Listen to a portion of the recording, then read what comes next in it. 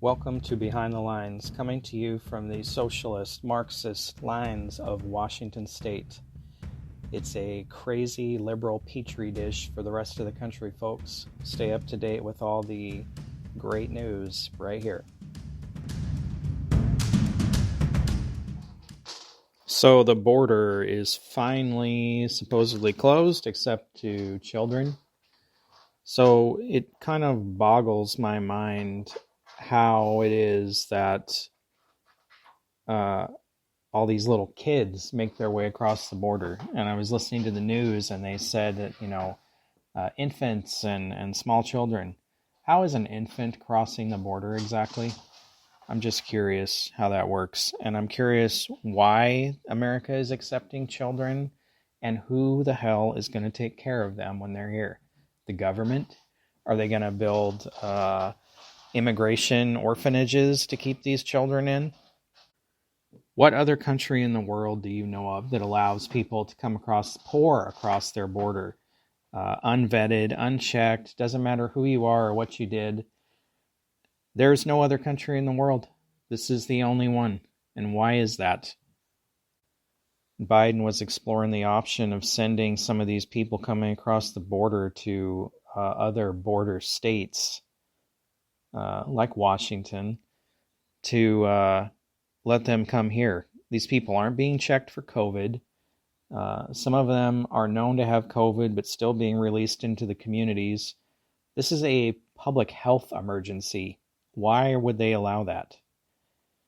And you're allowing all these people to come across the border, unvetted, people that are members of cartels and gangs.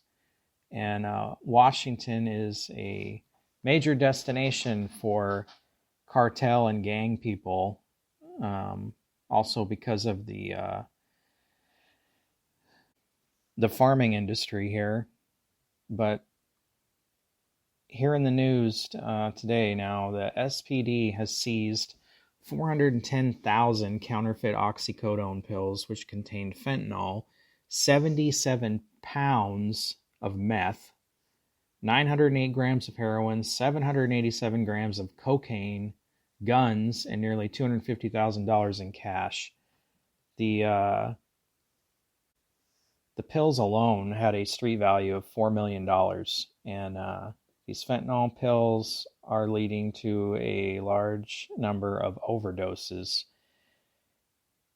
And law enforcement is saying we're seeing this spike in fentanyl overdoses, that it's linked to Mexican drug cartels. The DEA says Mexican-based drug cartels are flooding the Northwest with fentanyl-laced pills. The DEA says that there was a 92% increase in fentanyl seizures last year, and trends are going up. The agent says when you see thousands of pills seized, that's not uncommon, and we're seizing that on a daily basis in Seattle.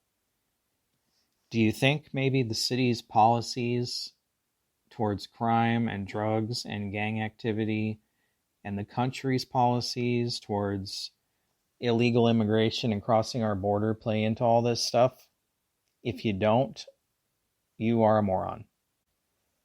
Pharmaceutical fentanyl is a synthetic opioid used for severe pain, and it is 50 to 100 times more potent than morphine. When illegally made fentanyl is mixed with heroin or cocaine, and when it is, it's impossible to tell if it's in there.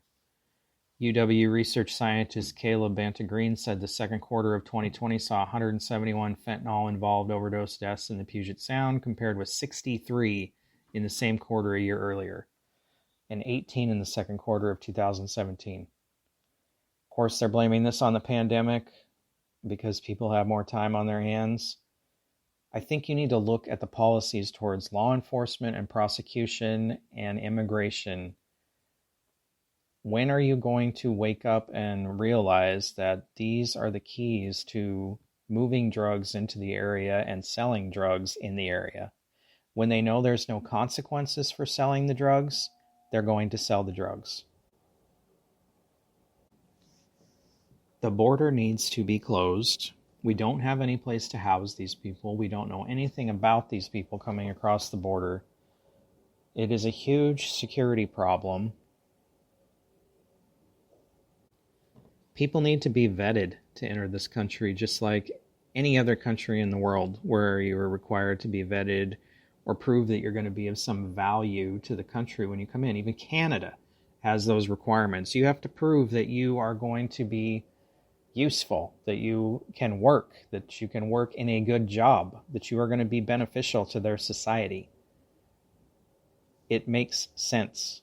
You don't want criminals and people who have to be taken care of by the government coming to the country.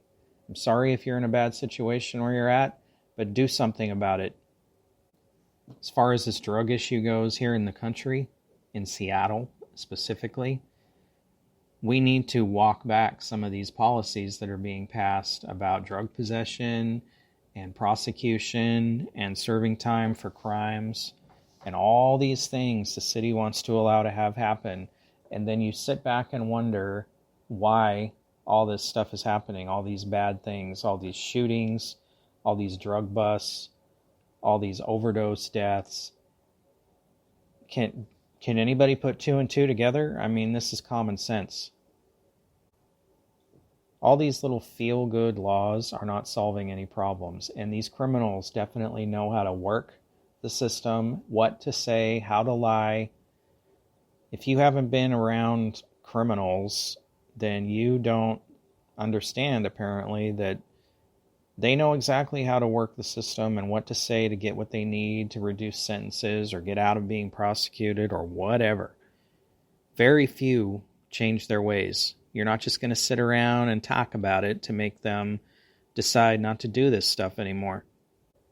The state of Washington is making it as easy as possible for criminals to commit crimes and stay out of jail. They're putting all these restrictions on law enforcement now where you can't use a lot of the non-lethal weapon options that they had. They're trying to take the canine away from law enforcement. Now they're saying they can't use surplus military vehicles. Why is that?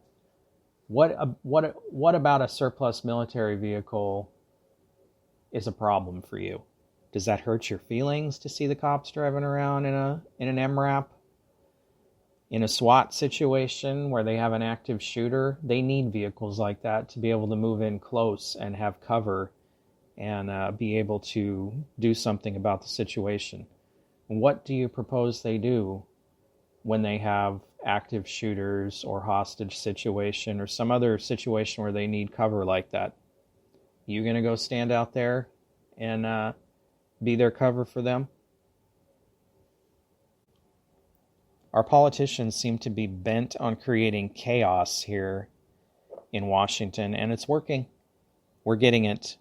Record numbers of homicides, record numbers of drug busts, record numbers of homeless, record numbers of domestic violence, record numbers of mental illness, record numbers of suicides, record numbers of businesses going out of business permanently,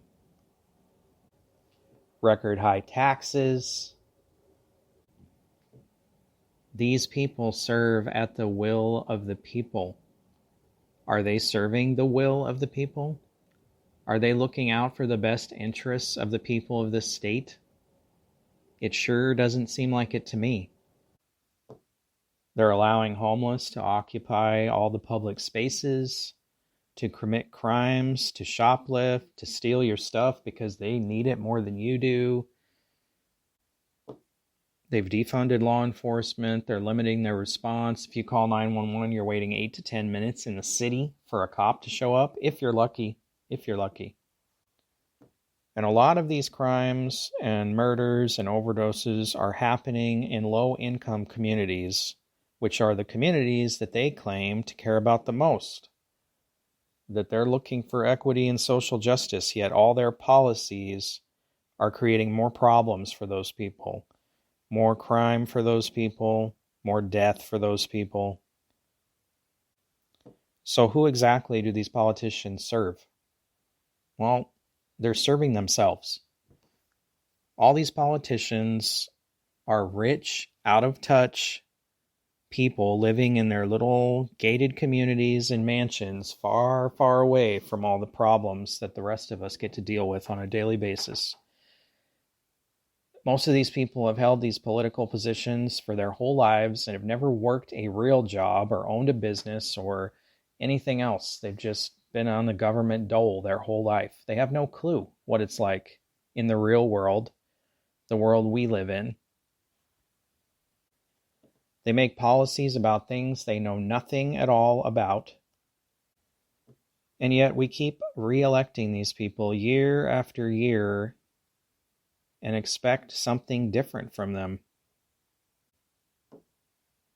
Einstein said once that insanity is doing the same thing over and over and expecting a different result. Wake up, people.